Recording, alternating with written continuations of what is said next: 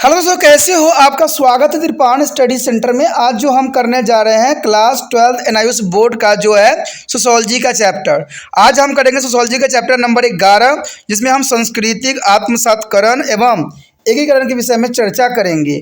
इसमें हम प्राय संस्कृति के विषय में जो हम विस्तार पूर्वक चर्चा करेंगे। आपको पता ही होना चाहिए कि ये जो चैप्टर है संस्कृति आत्मसातकरण एवं एकीकरण जो है +2 के जो है सीबीएसई के बच्चे हैं जिनका एनसीईआरटी बुक है, उनके लिए भी बहुत ये इंपॉर्टेंट चैप्टर है और इसके रिगार्डिंग एग्जाम में जरूर एक न क्वेश्चन जरूर आता है। तो ये सीबीएसई के बच्चों के लिए भी बहुत इंपॉर्टेंट है, साथ में यूपी बिहार बोर्ड के बच्चों के लिए भी अगर उन्होंने सोशोलॉजी ले रखा है तो ये चैप्टर बहुत ही इंपॉर्टेंट साबित होगा। क्योंकि आपको पता है कि त्रिपाण सेंटर जो है लाइन टू लाइन समझाने की कोशिश किया जाता है इसमें, और आपको समझ में भी बहुत आसानी से आ जाता है। लेकिन आपको पता है कि चैप्टर स्टार्ट करने से पहले एक बात जो मैं हमेशा कहता हूँ, जिसको आपको सोचना भी चाहिए, विचार भी करना चाहिए और अमल भी करना चाहिए, वो ये है कि जब भी वीडियो देखिए पूरा देखिए, क्योंकि अधूरा जानकारी सदैव खतरनाक होता है। साथ में एक इंपॉर्टेंट बात ये भी रहता है, अगर आप पहली बार वीडियो देख रहे हो तो लाइक शेयर सब्सक्राइब करना मत भूलना। क्योंकि दोस्तों लाइक कीजिएगा तो बनाने वाले का मनोबल बढ़ता है, सब्सक्राइब कीजिएगा तो इससे ये होता है कि जब भी मैं कोई वीडियो डालूंगा उसका नोटिफिकेशन आपको समय रहते मिल जाएगा। और देखिए शेयर का मतलब ये होता है कि आपके थ्रू न जाने किन बच्चों को हेल्प मिल जाए, ये आप भी नहीं जानोगे, इसलिए जो है आप शेयर जरूर करो, ठीक है। व्हाट्सएप स्टेटस पे भी लगाओ। दोस्तों एनआईएस सेंटर जो कई मानने में बहुत से बच्चों के लिए हेल्पफुल है, चाहे वो 8th क्लास हो, 9th 10th 11th 12th हो, चाहे वो एनआईएस बोर्ड के बच्चे हों, ठीक है, चाहे बीए एमए के बच्चे हो, सभी क्लासों के लिए कुछ ना कुछ जो है त्रिपाण सेंटर में उपलब्ध है। तो इसलिए आपके लिए जरूरी है कि आप सब्सक्राइब करके इसको चैनल को जो है सेव कर लो, नहीं तो बाद में अगर रिसर्च करोगे तो शायद आपको ये चैनल प्राप्त ना हो। तो इसलिए सोचना नहीं, विचार नहीं करना है, सब्सक्राइब करके जो है अपने पास सेव करना है। दोस्तों ये तो बात था आपके लिए, लेकिन आप देखते हैं हमारा आज टॉपिक क्या है। अगला टॉपिक जो है हमारा एकीकरण। देखिए ये टॉपिक कई मानने में इम्पोर्टेंट है। कहते हैं एकीकरण जो है इसका मतलब क्या है, आखिर एकीकरण होता क्या है, आखिर किस लिए जो है ये सोशोलॉजी में आया है और इसका क्या उद्देश्य है। तो कहते हैं एकीकरण अनेक अलग अलग संगठनों का एक इकाई में इकट्ठा या एक जो है एकत्रित होने का एक प्रक्रिया है। जैसे कि आपको पता है कि एकीकरण का मतलब होता है सभी चीज़ों को इकट्ठा करना। यही बात यहाँ पर भी एकीकरण बात बताता है कि अनेक अलग अलग संगठनों का एक इकाई में इकट्ठा या एकत्रित होने को ही प्रक्रिया को हम एकीकरण कहते हैं। कहते हैं ना एकता में बल है, तो एकता से ही एकीकरण लिया गया है, जहाँ पर अलग अलग संगठन जो होते हैं आपस में मिलके एक सशक्तिकरण बनाती हैं। अंततः एकीकरण सदस्यों के साथ रहने के लिए इकट्ठा करता है तथा साथ साथ लाता भी है, यानी ये साथ साथ चलने के लिए हमें सदैव प्रोत्साहित भी करता है और सदस्यों को एक समूह में रहने के विवश भी करता है, यानी एक साथ रहने के लिए ये आपको विवश भी करता है। तो इसी को हम एकीकरण कहते हैं। इस भांति जो एकीकरण एक समूह को जो है स्वामित्व प्रदान करता है और यह संगठन की एक प्रक्रिया के रूप में भी कार्य करता है। यह सामाजिक एकाकीपन यानी अलग और बिखराव को प्रक्रिया के विपरीत होता है। यानी देखा जाए तो ये सामाजिक एकाकीपन और अलग गाव यानी अलग होने की प्रक्रिया को और बिखरने वाले प्रक्रिया के सदैव ही विपरीत होता है, यानी बिखरना यानी टूट जाना। लेकिन एकीकरण का अर्थ होता है दोस्तों आपस में मिलना और आपस में रहना, आपस में अपना जो है आदान प्रदान करना। सामूहिक एकीकरण समूहों के परस्पर मिलकर रहने अथवा सामूहिक अखंडता एवं एकता को संबंध रखता है। यानी एकीकरण का मतलब ही होता है एकता, ठीक है, अखंडता। तो ये आप समझ गए होंगे कि एकीकरण का मतलब ही होता है कि कई संगठनों को आपस में इकट्ठा होकर सशक्त बनना, उनमें जो है आदान प्रदान होना। तो इसी को हम जो है एकीकरण का नाम देते हैं। कहते हैं एकीकरण एक सामूहिक प्रक्रिया है, यानी ये एक सामूहिक यानी ग्रुप जो है एक प्रोसेसिंग है। यह मुख्य रूप से उन लोगों से संबंधित होते हैं जो समूह में रहते हैं, यानी जो ग्रुप में रहते हैं उनसे ही एकीकरण संबंधित होता है, क्योंकि उन्हीं का एकीकरण होना, उन्हीं का सशक्त होना जरूरी होता है। या उन्हें समूह की उपस्थिति में रहते हैं, यानी कोई भी समूह है उसमें वो उपस्थित रहते हैं। अगर बात करें समूह में बनने की आवश्यकताओं और तरीकों को समझना महत्वपूर्ण होता है कि अगर मान लीजिए कोई समूह में आप हो तो आपको आवश्यकता है कि उसके तरीकों को समझना जरूरी होता है, उसके महत्व को जानना जरूरी होता है। इस जानकारी से हमें उन समूहों में लगाव के माप और विस्तार को समझने में सहायता मिलेगा, क्योंकि आप जितना संपर्क में जाओगे, जितना एकीकरण की भावना आप में रहेगा, उतना ही आप वहाँ के जो है उससे लगाव हो जाएगी, उसके विस्तारों को समझने में काफ़ी आपको सहायता भी मिलेगा।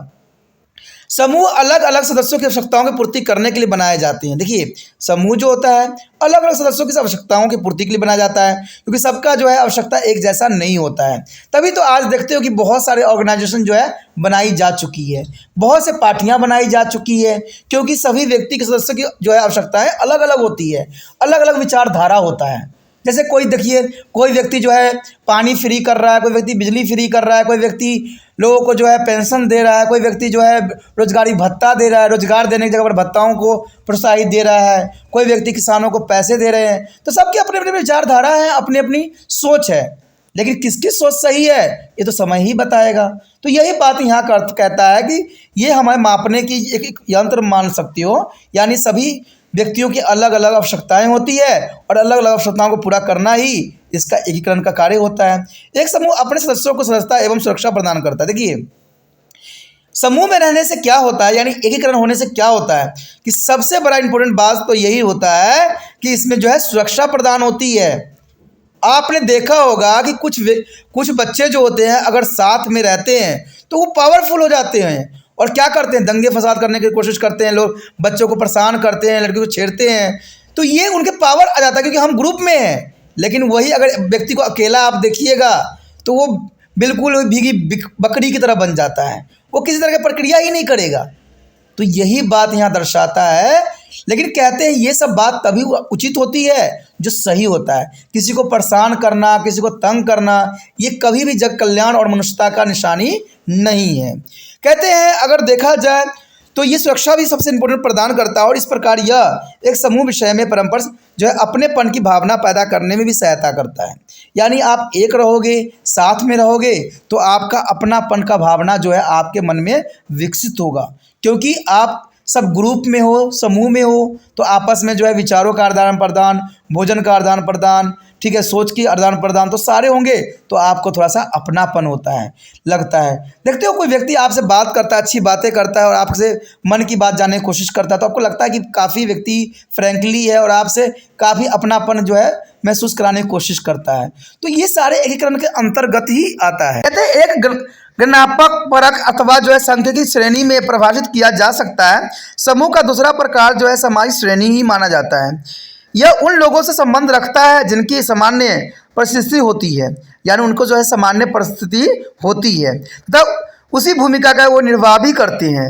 एक सामाजिक समूह सामाजिक अंतक्रियाएं, परंपरा, विश्वास और नैतिक मूल्य द्वारा भी पहचाना जा सकता है। देखिए, अगर कोई सामाजिक समूह बनता है तो सामाजिक समूह में सबसे बड़ी इंपॉर्टेंट बात रहती है कि अंतक्रियाएं होती है, यानी आपस में क्रियाएं होने लग जाती है। तो इसमें जो है सबसे बड़ी बात आ जाती है विश्वास की, ठीक है, और उनकी नैतिक मूल्य क्या है, तो इन सभी बातों से उनकी पहचान की जाती है।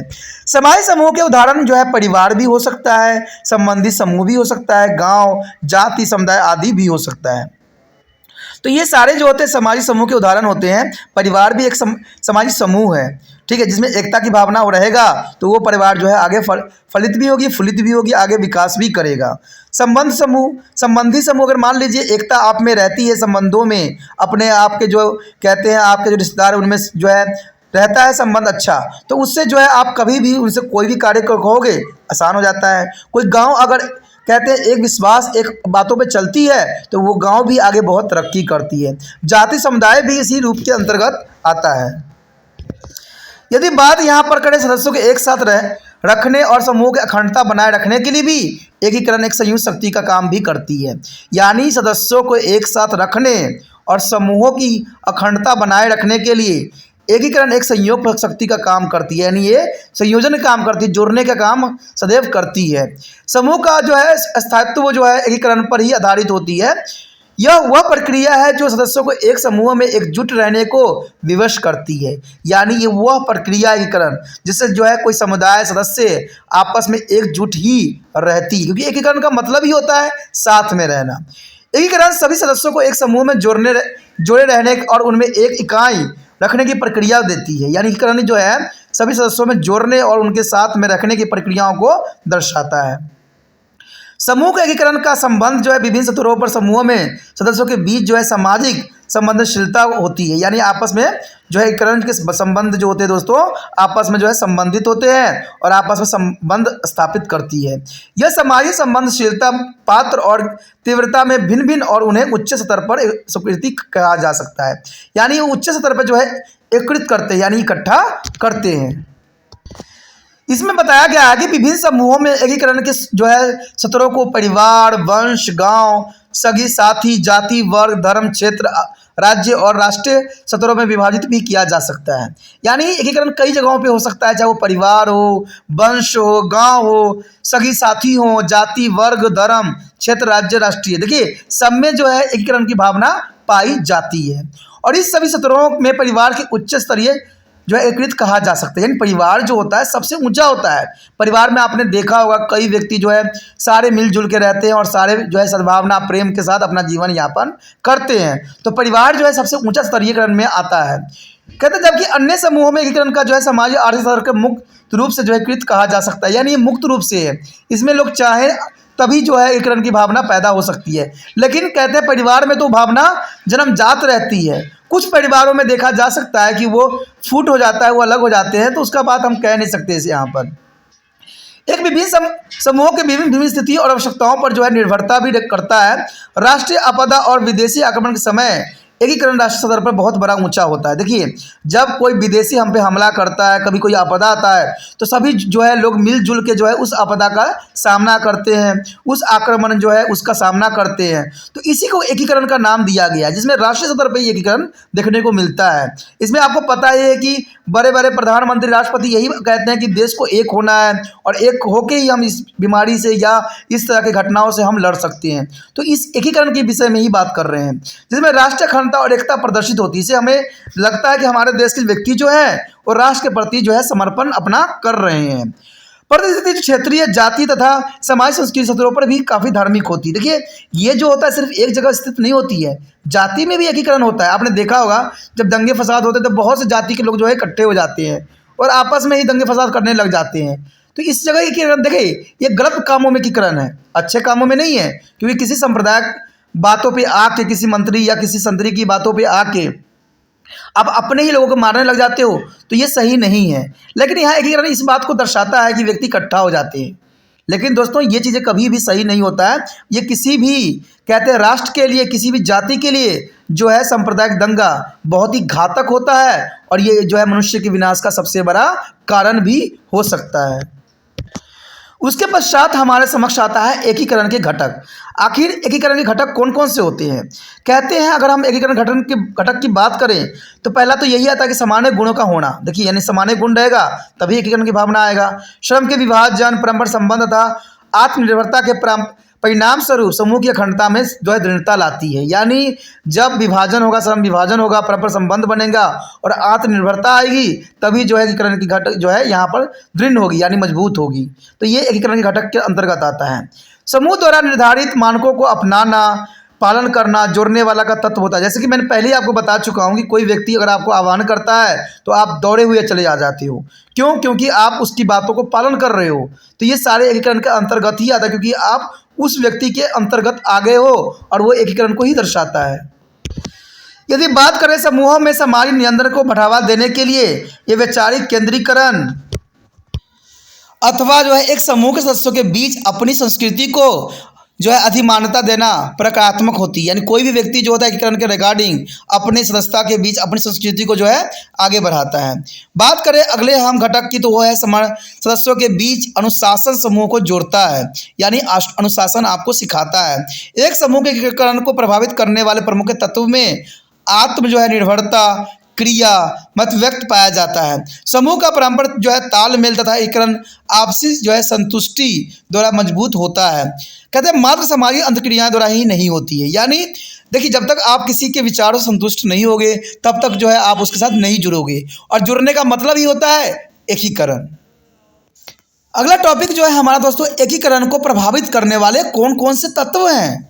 एकीकरण को प्रभावित करने वाले तत्व कहते हैं समूह का आकार एक बड़े समूह की अपेक्षा छोटे समूह में एकीकरण अधिक सामान्य होता है। यानी देखा जाए तो समूह का आकार भी डिपेंड करता है। कहते हैं एक बड़े समूह की अपेक्षा छोटे समूह में एकीकरण अधिक दिखता है। बड़े समूह में एकीकरण होता नहीं, क्योंकि सबके विचार अलग अलग होते हैं, लेकिन छोटा समूह होता है तो उसमें आपस में काफ़ी विचारधारा मिलते जुलते रहते हैं, तो वो जो है सबसे अच्छा एकीकरण का समूह माना जा सकता है। दूसरी बात अगर हम देखें तो यहाँ पर यही आता है कि प्राथमिक समूहों में एकीकरण की अधिक शक्ति तथा क्षमता होती है। यानी प्राइमरी लेवल पे देखा जाए तो लोग जो होते हैं जल्द जो बातें को समझते हैं और डायरेक्ट जो है इकट्ठे हो जाते हैं, तो उसमें जो है वो शक्तिशाली होते हैं और काफ़ी सक्षम होते हैं, क्योंकि ये प्राथमिक समूह के अंतर्गत आता है। यही बात यहाँ आता है अगर हम बात करें भौतिक अस्थिरता और समूह के बीच संबंधों को, समरूपता एवं एकीकरण के जो है बीच सीधा संबंध देखा जा सकता है। अस्थिरता के फलस्वरूप एक परदेशी और नया व्यक्ति समूह में प्रवेश करता है, तो जो है समस्या ये आती है कि समूह की अखंडता को खतरे में डाले बिना उसे कैसे आत्मसात किया जाए। यानी देखिए, कोई व्यक्ति अगर प्रवेश करता है किसी समूह में, तो सबसे पहली बात तो ये होता है कि उसका प्रभाव समूह पे न पड़े, और उसको ऐसे आप आत्मसात करना होता है जिससे समूह पर किसी प्रकार का प्रभाव न पड़े और वो जो है हमारे समूह में सम्मिलित हो जाए। तो ये बहुत इंपॉर्टेंट बात यहाँ है। यहाँ एक उल्लेखनीय यही बात आता है कि नववर्तुलक का समूह जितना बड़ा होगा उतना ही ज़्यादा जो है स्थापित समूह द्वारा उनके एकीकरण में प्रतिरोध होगा। तो ये प्रतिरोध का मतलब यही होता है कि जितना बड़ा समूह होगा उतने ही विचारधारा होगा और उतने ही जो है ये आगे नहीं बढ़ने के लिए अग्रसर होगा। अब जो हमारे समक्ष आता है वो है एकीकरण की विशेषता। आखिर एकीकरण की क्या विशेषता है और क्या आपको जानना चाहिए। कहते हैं पर संस्कृतिकरण और आत्मसातकरण की अपेक्षा एकीकरण एक जटिल और पेचीदा प्रक्रिया है। तो इसमें कोई दो राय नहीं, क्योंकि यहाँ पर व्यक्तियों को इकट्ठा करना होता है, ठीक है, उनके साथ जो है विचारों का आदान प्रदान होता है, तो इसलिए पेचीदा है, क्योंकि सभी लोगों को प्रभावित करना संभव नहीं होता है, इसलिए ये जो है प्रक्रिया बहुत पेचीदा है। कहते हैं यह पेचीदा इसलिए भी है क्योंकि इसमें जो है संलग्न समूहों के लिए पर्याप्त सकारात्मक और समायोजन की आवश्यकता होती है। यानी इसमें समायोजन की व्यवस्था जो है बहुत जरूरी होती है, और सकारात्मक और समायोजन की व्यवस्था न हो तो ये आगे नहीं बढ़ पाती है। कहते हैं एक ही समुदाय में परिवर्तन आसान होता है। कुछ समूह अपने परंपरागत मूल्यों को बनाए रखते हैं तो कुछ नए रीति रिवाजों को अपना लेते हैं। इसका परिणाम यह होता है कि सभी समूह एक समुदाय से पूरी तरह जो है एकीकृत नहीं हो पाते हैं, तो ये एकीकरण को तोड़ते हैं। तो ये भी विशेषता है कि लोग रीति रिवाज अलग अलग होता है, अलग अलग सोच विचार होते हैं, तो वो एक साथ नहीं रह सकते। अगर अगली बात देखा जाए तो कहते यही बात यहाँ पर बताया गया है कि कहते हैं कि एकीकरण संबंध प्रमुख संस्कृति के साथ विभिन्न जो है समाज जो है संस्कृति घटकों को मिलाने की प्रक्रिया को भी कह सकते हैं। यानी आपस में मिलाने के भी ये परिणाम स्वरूप देखा जा सकता है।